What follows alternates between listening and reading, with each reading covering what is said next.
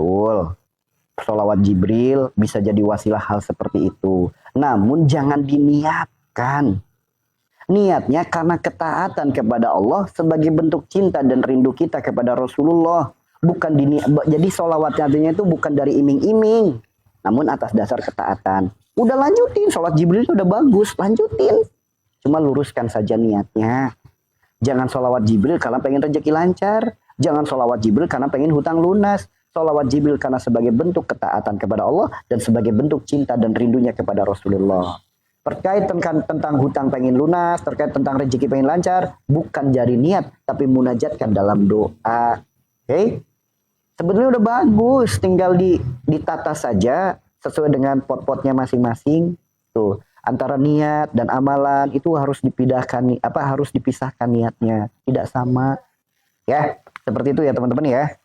Dengan kita bersolawat Jibril, ya udah pasti rezeki lancar, dagangan laris dan lain sebagainya. Namun kalau diniatkan, nah tuh teman-teman, yang diniatkan ini yang jadi masalah. Oke? Makanya hayu, sampai ulama itu menyebutkan gini, berzikirlah kamu sampai engkau lupa untuk meminta. Allah akan berikan kepadamu apa yang orang lain minta. Tuh. Berzikirlah kamu. Zikir itu senikmat-nikmatnya sebagai bentuk ketaatan dan kerinduan kita kepada Allah. Sampai kita lupa untuk meminta, Allah akan berikan kepada kita apa yang orang lain minta. Orang lain minta belum tentu diberi sama Allah. Namun kalau zikirnya kita atas dasar ketaatan, cinta dan ridho Allah, sampai kita lupa untuk meminta, malah Allah akan memberi kepada kita apa yang orang lain minta. Ya, makanya tips teman-teman ya.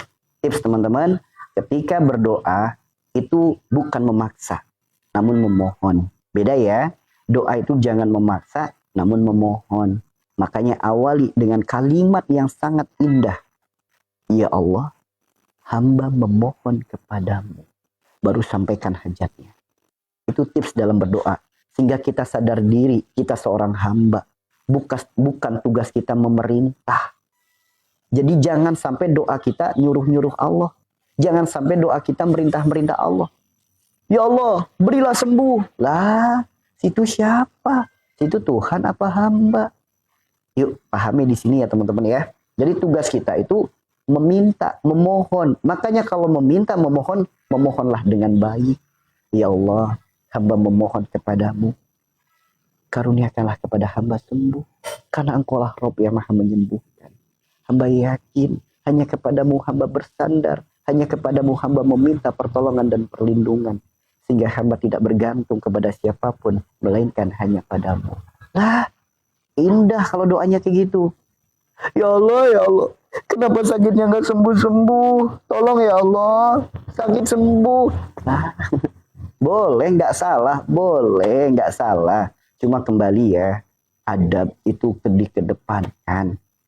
Ya, padahal, andaikan kita paham, doa, misal contoh nih, ya Allah, hamba memohon kepadamu, cukupilah hamba dari rizkimu yang halal, kayakan hamba dengan amal, kayakan hamba dengan ilmu, kayakanlah hamba dengan karuniamu ya Allah. Hamba mohon ya Allah, ciptakanlah amal-amal yang baik untuk hamba, amal sebagai bekal kehidupan, kebahagiaan dunia dan akhirat hamba. Tuh. Kita minta agar dia Pak dicukupkan dari yang halal. Nih, minta rizki itu bukan minta banyak, seluas lautan. Kalau udah dikasih rizki seluas lautan buat apa? Buat apa? Sebesar gunung. Kalau udah dikasih rizki sebesar gunung buat apa? Buat apa? Uang dikasih 10.000 habis perut sendiri. Dikasih 1.000.000 habis untuk perut sendiri. Dititipi banyak habis untuk perut sendiri, nggak pernah berbagi. Bagaimana mungkin Allah akan titipi lebih banyak? Namun ketika dititipi banyak, berbagi, dititipi sedang, berbagi, dititipi sedikit, berbagi. Orang seperti ini layak untuk dititipi banyak. Maka dengan hanya memohon, ya Allah, hamba mohon kepadamu, cukupilah hamba dari rizkimu yang halal. Dicukupi semuanya. Ya, dicukupi semuanya. Apalagi ada doa, hamba mohon ya Allah, kayakanlah hamba dengan amal. Rizkinya yang cukup, nanti kaya amalnya. Kayakanlah hamba dengan ilmu.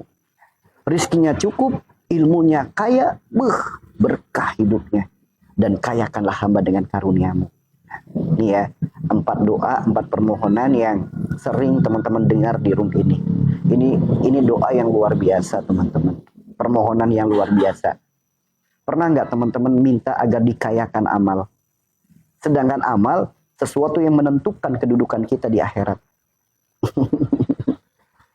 Ya, amal menentukan kedudukan kita di akhirat. Ya. Kalau orang paham, pengen dong amalnya yang banyak, maka hamba mohon, ya Allah, kayakanlah hamba dengan amal. Tuh teman-teman. Kayakan hamba dengan ilmu. Kenapa minta kaya ilmu?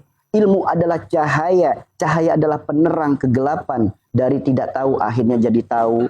Di depan ada jurang, karena ada cahaya akhirnya bisa menghindar. Itulah ilmu, petunjuk. Dalam keadaan apapun, sakit, sulit, sempit, sedih, sengsara, selalu ada petunjuk dari Allah. Ilmu.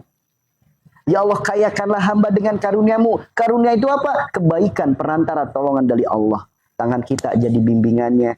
Ketika tangan kita di bawah, mohonkan doa kita menjadi asbab. Insya Allah ijabahnya doa untuk orang lain. Aminnya kita menjadikan ijabah untuk orang lain. Bahkan tangan-tangan kita nempel di orang, nerapi orang, bisa jadi perantara kesembuhan bagi orang lain.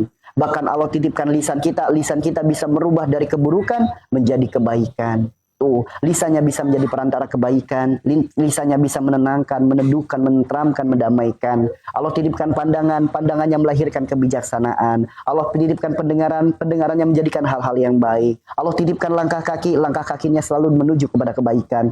Itulah karunia, teman-teman. Ya. Makanya andaikan kita doa seperti itu, insya Allah teman-teman, hidup kita dikayakan dengan amal, dikayakan dengan ilmu, dikayakan dengan karunia. Sehingga kita meminta, ya Allah, udah banyak amal, udah banyak ilmu, udah banyak karunia. Apalagi yang diminta?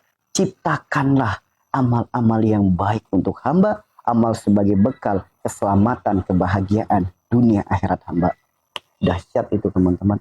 Ya, andaikan teman-teman mendengar doa itu, resapi dengan hati. Itu dunia dan seisinya. Bahasanya udah dimohonkan semuanya dalam kebaikan. Karena yang kita mohonkan berujung pada amal. Tuh teman-teman. Sedangkan amal sesuatu yang menentukan kedudukan kita di akhirat. Tuh. Ya. Jadi nggak usah minta yang banyak. Nggak usah minta yang banyak. Nggak usah minta yang banyak. Namun mintalah cukup dari yang halal. Ya, gitu ya teman-teman ya. Bismillah. Yuk teman-teman, jika teman-teman merasa room ini bermanfaat, jangan lupa supportnya di tab-tabnya. Semoga sampai 300k-nya sebagai ladang dakwah kita. Semoga semakin Allah tinggikan cahaya majelis kita, semakin Allah luaskan kemaslahatannya, Allah luaskan kemanfaatannya. Ya. Dan bismillah, ayo boleh jadi di luaran sana ada saudara kita, keluarga kita yang sedang putus asa dengan masalahnya, putus asa dengan penyakit-penyakitnya. Bismillah. Semoga dengan kebaikan